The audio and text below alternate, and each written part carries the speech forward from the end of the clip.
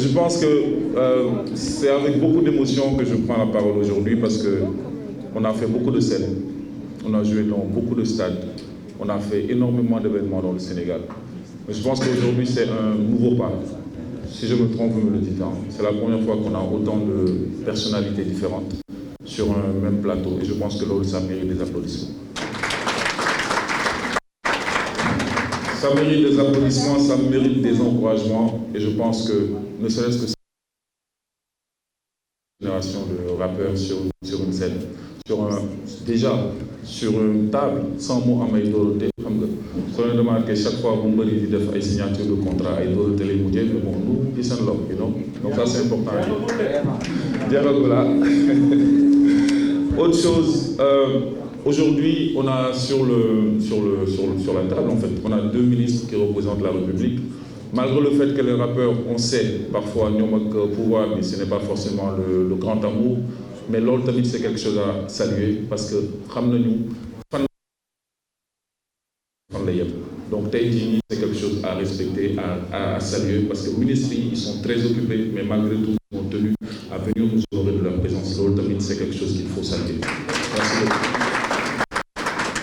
En 2000, au Sénégal, il y avait 5000 groupes de rap. Si tout se passait normalement, on aurait aujourd'hui 5000 millionnaires ou les milliardaires. Parce que ce qu'on a eu à faire pour ce pays, je pense que nous nous fait. Que ce soit dans l'éveil des consciences, que ce soit dans l'entrepreneuriat, que ce soit, même si Begel Minissa,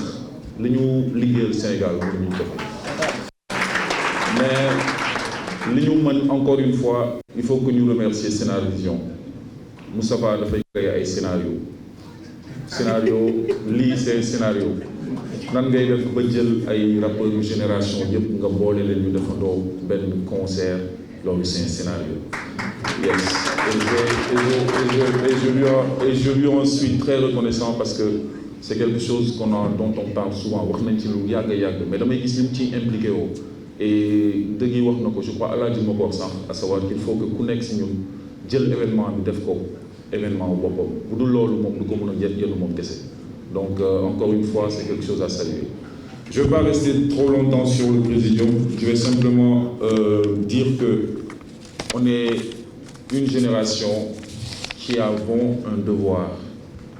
On doit écrire l'histoire. Dans mes dès que souvent, Tchaouli, grand et nous avons fait nañ seen liggéey yenn ñu naan non grand et ñoom ñoo yàq hip hop bi ñenn naan la non rap bi dafa war a am ay tama ñu naan la rap bi dafa bëri mbalax. Alaaji Man l'a dit tout à l'heure quand il est venu ici. Le combat, ce n'est pas entre nous.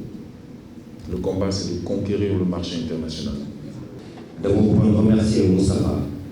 à quoi c'est en vision parce que l'IE pour avoir été dîné, donc s'il vous plaît. Je remercie toutes les générations, peut-être que parce que chaque fois on parle des rappeurs, mais on oublie ceux qui sont derrière, les managers, ceux qui font les vidéos, les staff. Je remercie aussi nos deux ministres de la République qui ont daigné venir, comme l'a dit tout à l'heure, malgré un emploi du temps chargé, ils ont daigné venir jusqu'ici pour nous développer. Parce que je dis qu'il faut que nous mais parce que nous sommes tous des ambassadeurs culturels de ce pays. Et je crois que la bannière du Sénégal, on l'a portée partout dans le monde. Donc il faut que ça. Sans que nous donne affaire de couleur musique sénégalaise, surtout musique urbaine sénégalaise. Moi je pense que Nikkei Niaoulou, c'est parce qu'ils sont limités artistiquement. Artistes, talent. Et si tout le monde faisait la même chose, parce que là, moi, ce que je vois, c'est comme cette équipe du Sénégal qui aurait le leader mondial au football. Vous n'êtes pas un défenseur, quand moi, vous n'êtes pas un défenseur, vous n'êtes pas un football. Vous n'êtes pas le plus important, c'est une équipe et que cette équipe doit gagner. Et cette équipe, Rap Galsen. On est au pays de la terre en la. wala nga engagé pour les autres mais entre nous amul être des rivaux ak être compétitif bokkul fii rivalité amul compétition moo fi am parce que ngaa nga bu génnee tey saa waay affaire bi dox ak moo bëgg a génne mu gën a dox keneen bëgg a génne mu gën a dox mais parce que loolu mooy avancer loo affaire yi il faut cette diversité il faut que ces talents s'expriment initiative bu Tapha bi man ça me rappelle ñun bi ñuy njëkk a def Sénégal la première compilation des hip-hop ici au Sénégal il y avait des groupes de toutes les régions des banlieues des cités de toutes les cités et lan la jóg dafay def poule day ubbeeku tey jii avec le numérique les gars l'ont dit et l'ont redit avec le numérique on a beaucoup de stars mais par contre nag neexu dox ñu si bëri star la mais seen bopp wañ ko ah oui parce que je donne un exemple c'est pas du manque de respect c'est la vérité il faut ñuy waxte dëgg aussi yan nit ñooy wër àdduna tey jii di def les grands festivals di ko toj amatul c'est très rare te pourtant man ay talent yu feebar lay gis la dernière fois je suis allé au Hip Hop Galsen Awards j'ai vu des jeunes yoo xamante ne j'étais parce que man dama metti si musique man lu ma dosé lu ma ko di jàpp na trop dama metti quoi dama compliqué il faut nga ay dëgg pour doser te am na boo yu bëri yu ma dosé jour boobu donc tey jii nii ñooñu ñëw daje ak seen ay grand frère sinon sax c'est tonton wax yoon si woyof mën naa la jur papa lañ war a woy ñun ñëpp si même scène pourquoi pour le vert jaune rouge nii looy demee fii ne ñun noonu lañu war a mën a tas si àdduna bi ñu def affaire bi mu jëm ci kaw donc man naa ñëw si discours parce que damay am impression ne ay assemblée yooyu assemblée yooyu tax nañ dëkk ne ay xeex ak ay saaka ñun fi jàpp nañ woote ok saa waay jàpp nañ si hip hop bi war na am ay millionnaire hip hop bi war na am ay jeunes yoo xamante ne musique mooy tax ñu investir sax si ubbi école wala investir ubbi affaire bi parce que le hip hop c'est une musique mais la musique c'est une industrie sans qu'il a posé une question kañ ngeen gën di jënd musique kenn waxul man démb jënd naa yéen ñëpp a noppi il faut ñuy soutenir ñun ñoo njëkk a bloc Nigéria ñoo njëkk a bloc yeneen dëkk fii Afrique yu bëri amoon na benn temps les gens disaient la troisième capitale du hip hop dans le monde c'était le Sénégal et c'était vrai tout le monde venait ici ñëpp a doon toll si mais teer bi teewul de gars yi ñu ko dalee tëj ko ci kaw li nga mën a def ubbi ko mooy ne ñu jàppale soo bëggee artiste da nga koy jàppale parce que bu génnee ñëpp téléchargé ko gratuitement partagé ko il n'a pas de sous pour aller refaire d'autres merveilles pour bu wéy liggéey nga ne waaye bàyyi yow nga génn waaye li mu génn da ngay ñëw tey rien de gratuit il nous faut une économie musicale une industrie musicale faut ngeen jàpp si parce que gars yi yombul ñoom ñëpp dañuy toog fii dañuy nekk des nuits pendant des nuits studio di enregistrer di parfaire di xool ndax baax na wala baaxul bu ñu demee sax doy la ñuy stressé dellu si ils n'ont presque pas de vie après ñëw concert woote nga ñëw naa ko ana sama jigéen bu génne album nga ne ko may bàyyi gisuma sama CD wala bàyyi attends faut pas déconner il faut ñu jàpp si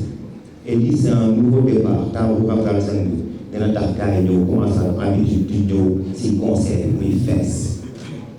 gars yi gis nañ artistes yi ñu ngi siy génn tey jii fii boo nekkul Wally Seck wala Mbalaxman wala nga nekk benn rappeur français doo fay sa grande ak noonu de yombul te loolu dafa war a def parce qu'on n'est pas seulement des musiciens donc en vérité des vrais députés parce que merci. xam nga lu tax moom solo tey bés bi ñuy waxtaane émotion di fàttalante kenn ku ci nekk doon sa morom c'est Aladji Man qui a choisi Whitey ne mooy présenté loolu présenté cérémonie dafa mel ne bu ñëw ci ngénte jàmbur ne borom ngénte li biir bi kenn ko tuddee lii ñu leen ko tuddee xam nga lu tax loolu am solo parce que Aladji moom moom ngénte li lu tax moo am solo xumaan moom moom ngénte li caat moom moom ngénte li Matador ba ni toog moom moom ngénte li Fatim suñu jigéen la dañ daan toog 94 mu ñëw di togg biir Darwens wala mu ñëw indi xéwal jox c'est important de le dire du ma wax sax monsieur le ministre monsieur les ministres laa wax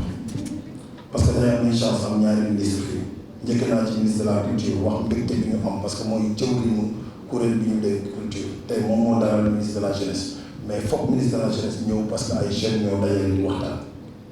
c'est important salle bi plateau bi amul malien amul guinéen amul burkinabé ay sénégalais ñoo ci nekk ñoom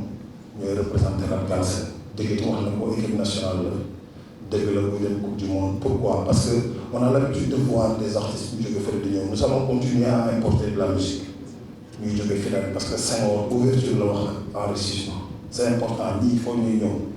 mais nous allons créer une valeur ajoutée pour suñu artistes yi ñun ñoo leen di delloo def leen star dégg ci star la woon 6 heures la ngeen par 18 heures man ak jibi ak baxaw ne doon doon seetaane ko flamme boobu moo amatul ci bopp dañu bëgg a gisaat ay star dañu bëgg a gisaat ay ñoo xamante ne dañuy ñëw feesal grand théâtre def ci 15 000 20 000 personnes mën na nekk parce que ñun ñoo war a créer écosystème bi fu ma laaj wax na ko nee na mbër yi sax am nañ ay Gaston Mbengue am nañ ay Aziz Ndiaye wax na dëgg même mbër yi am nañ ay millionnaires ak ay milliardaires yu jël seen xaalis investir ko ci ñoom il faudrait que l'État nous accompagne ba ñu créer li Ousmane Faye di wax valeur ajoutée dem ba am xaalis ñun ñi nga xamante ne hip hop bi moo ñu def daa bëri si la bokkoon je suis parti à Paris j'ai voulu être agent de sûreté aéroportuaire j'ai fait l'habilitation électrique HP0B0 SIAP SST sûreté aéroportuaire je suis rentré au Sénégal pour créer ce qu'on appelle Tarabi sûreté transport aérien par restriction des armes et bagages interdits lu tax ma wax loolu mooy dama doon jéem mais dama gis ne affaire bi foofu fi ma suñu borom nattoo ci musique la parce que moom laa bëgg moom laa gëm moom laa mën su ma sañoon li may am ci teraanga xéwal dama koy amee ci musique ci noonu laay jaaree remercier sama soxna mi ngi toog et ma donne de l'espoir sinon su ma ko nuyu sama jabar su ma nuyuwee kër ga après day grave wax na discours bi dañ ñëw alaaji sama xarit moo tax ma fàttali ma ko sa ma xam ne alaaji laa waxoon di soxla si toog ma ne xaaral ma ne ko monsieur le ministre ma remercier aussi sama staffu Sénat Vision bi yëpp parce que ay jàmbaar lañ de remercier artistes yi monsieur le ministre parce que lu nekk nangul nañ ma ko ay jàmbaar lañ comprendre nañ ne ñoom ñoo war a defar ñoom war a jàppale moo tax bu ma ñëwoon mën naa leen seet si ñu wax ma ay cachet yu extraordinaire mais ñoom ñëpp ñoo ma jàppale pour que li am wolof Njaay day wax bu lëg nekkee aloon dañ koy gërëmee coy lekk nañu aloon faaw ñu gërëmee ko coy donc discours bi li ci nekk ci émotion dafa bëri ñu remercier suñu partenaire pour Kirène di remercier ñëpp artistes yi nekk pareil événement bi comme ngeen tey dafa am ay bàjjen ay baay ay tàggat yaa ngi dee pare monsieur le ministre pareil ci biir hip hop bi lañ ko jëlee donc suñu benn pareil bi ne toog di Matador ñu koy jàng suñu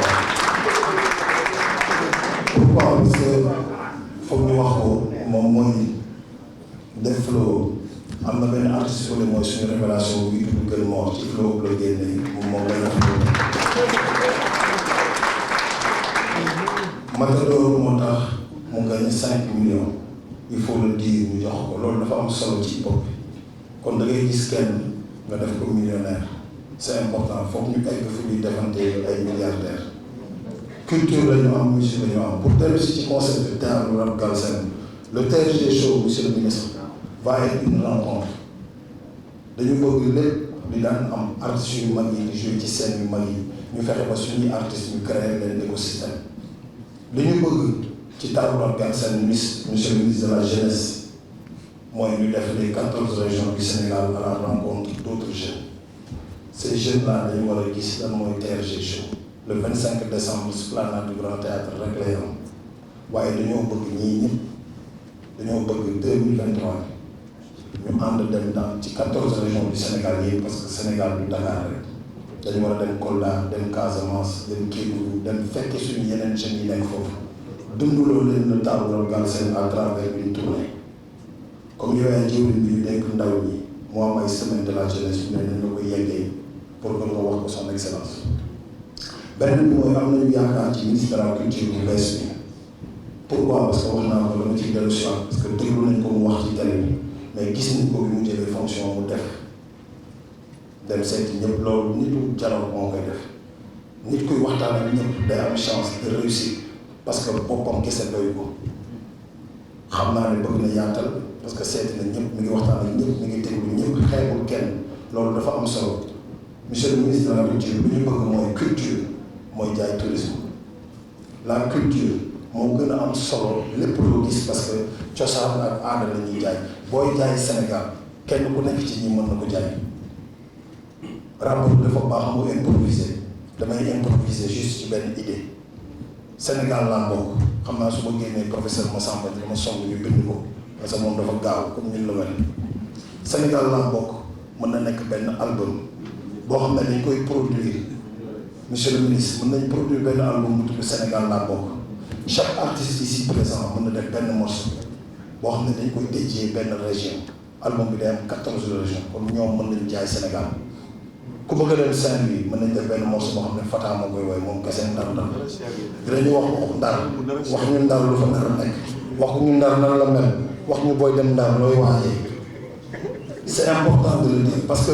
ñoom ku nekk ci ñoom mën na def benn morceau boo xamante ni benn région la te loolu du génn ministère de la culture ce sera une production c'est un album. mais Tafa on dirait que da ngay nettali suñu génn quoi. Mais c'est exactement le but qu'on a demandé.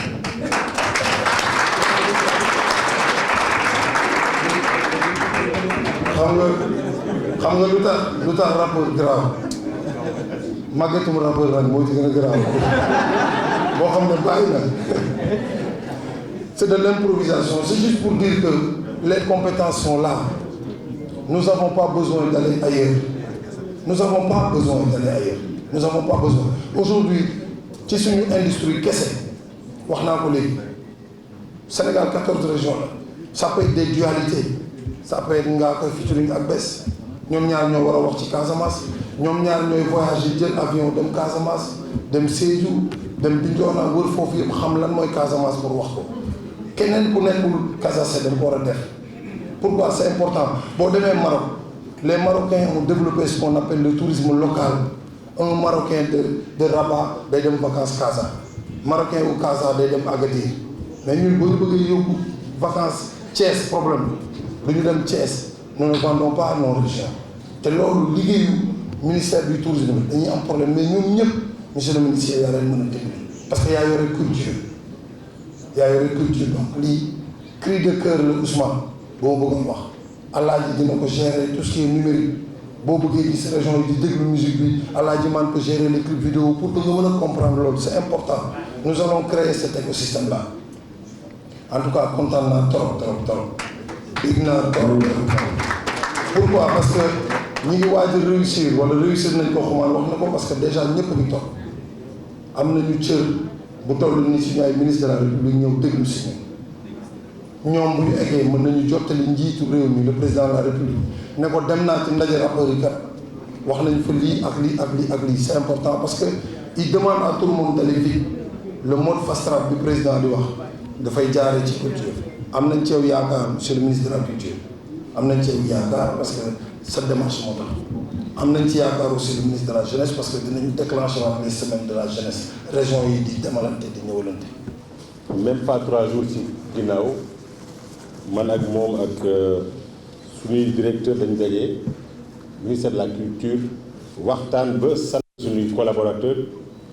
altine ñu tàmbali waxtaan ci benn convention bu ñuy bind ñu signé ko ñu ñaar pour déjà mu ngi war a tabax ñeent fukk maison de la jeunesse et de la citoyenneté ak juróom-benn ñu doon liggéey ci contenu culturel bi dina ci ñëwaat léegi wala may koy jiitu ci kàddoom bu ci nekk day mat 1 milliard et c'est le président qui a décidé avec insistance loolu taxaw et vous allez voir que ce projet c'est pour la jeunesse c'est surtout pour la jeunesse du hip-hop. Monsieur le ministre de la jeunesse, de l'emploi et de l'entrepreneuriat, cher ami Pape Malick, monsieur le conseiller spécial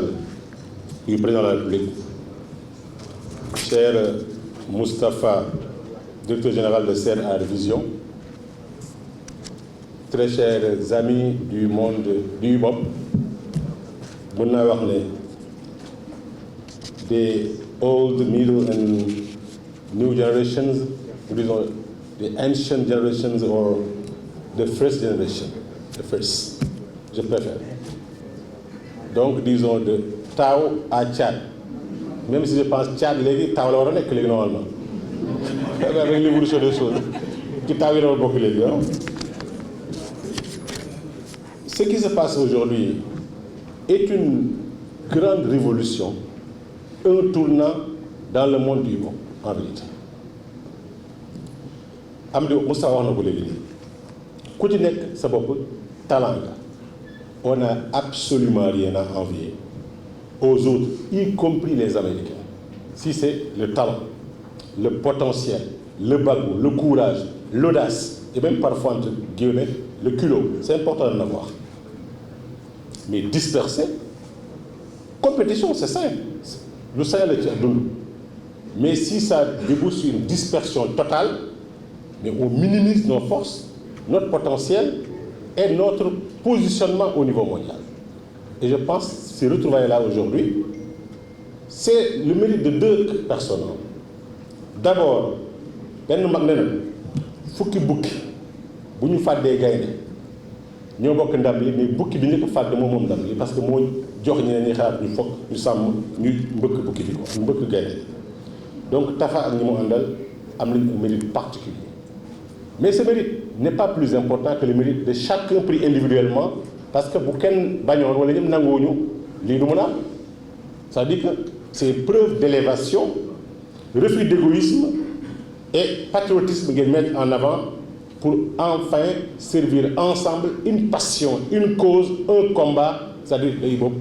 Galsen. Et c'est en cela que le gouvernement vous félicite, vous encourage, le président de la République vous félicite, vous encourage, ainsi que le Premier ministre. Et loolu daf ñuy jox ñun les membres du gouvernement yi nekk diggante président ak yéen ay arguments ak force pour mën a gën a plaider les causes, les dossiers et mobiliser les ressources ànd ak yéen. C'est ça le plus important. Beneen débat bi ngay di wax c'est pas un débat. Vous savez, la jeunesse,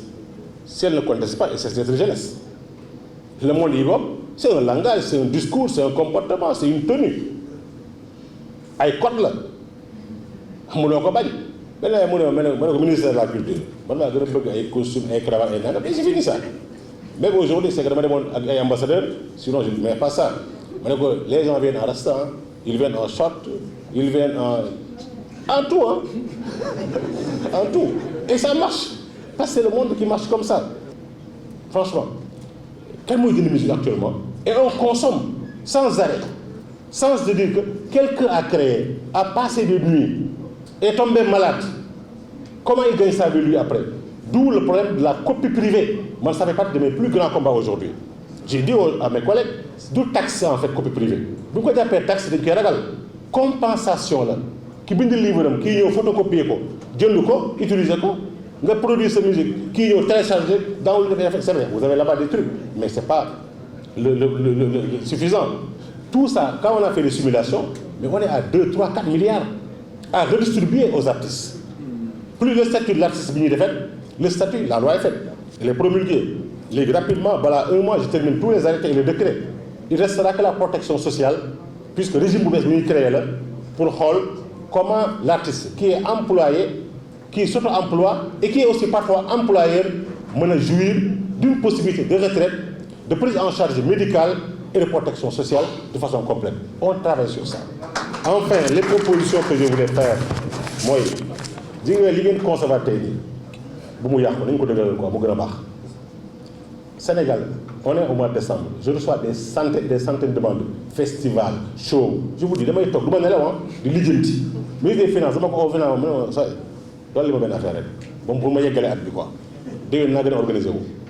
Mais c'est éclaté. Mais il nous faut au minimum qu'au Sénégal, vous le dites, à nous quoi les mais rappelez d'un petit festival du Mali. Mais là, moi, je suis un festival au Sénégal. Mais vous pensez qu'au Sénégal, on est un des plus grands festivals hip-hop de l'Afrique de l'Ouest ou de l'Afrique. Ça ne doit pas continuer. Amdi, à une occasion, ça doit être ici le socle des plus grands festivals hip-hop de l'Afrique de l'Ouest pour commencer. Commencez le 25. là c'est le démarrage chaud mais prochaine édition ça doit être un festival peut-être d'une semaine lourd où l'État donne des moyens colossaux, les sponsors donnent des moyens colossaux. Vous invitez les grands d'Afrique et du monde occidental. Vous n'êtes un grand rendez-vous Dakarois ou Sénégalais où chacun prépare pour nous. Avec des awards qui donnent de grands prix. Les prix de 500 000, 1 million, on va dépasser. L'unité de compte des prix dans le monde doit être 5 millions, 10 millions, 15 millions, 20 millions et plus. C'est possible. Ne soyez pas complexés. Vous n'êtes pas complexés. Ce monde-là, vous avez un festival, 3 chaînes de télévision en direct. Tous les annonceurs viendront. Moi, je me définis en directeur de commercial des artistes. On va aller ensemble voir les gens pour capter les gens. Moi aussi, Taarou Rap Galsen doit être un festival labellisé. Travaillez sur ça après le lancement de la première édition. Le hip-hop sénégalais doit être au cinéma. L'IFENEC, je pense que vous avez filmé. Il faut commencer à prendre ces archives là. On travaille avec le fonds du cinéma et de l'audiovisuel. S'il le faut, je vais demander à n'importe quel cinéaste de préparer un projet de film sur le hip-hop, à commencer par cette révolution et le passé, revisiter quoi. On est prêt à mettre beaucoup de millions. Là-bas, on finance jusqu'à 50 millions, 100 millions, 150 millions pour avoir un grand film qui va traverser les frontières portant uniquement sur le hip-hop sénégalais. Cherchez si vous avez. Mais j'aurais bien aimé, vous n'êtes qu'un métier ou un groupe parmi vous, vous travaillez, portez le projet. Vous le portez, on le finance. Et ça, je pense que c'est important. Je pense que to make hip-hop Galsen great again, like America, great again. Ça, c'est important.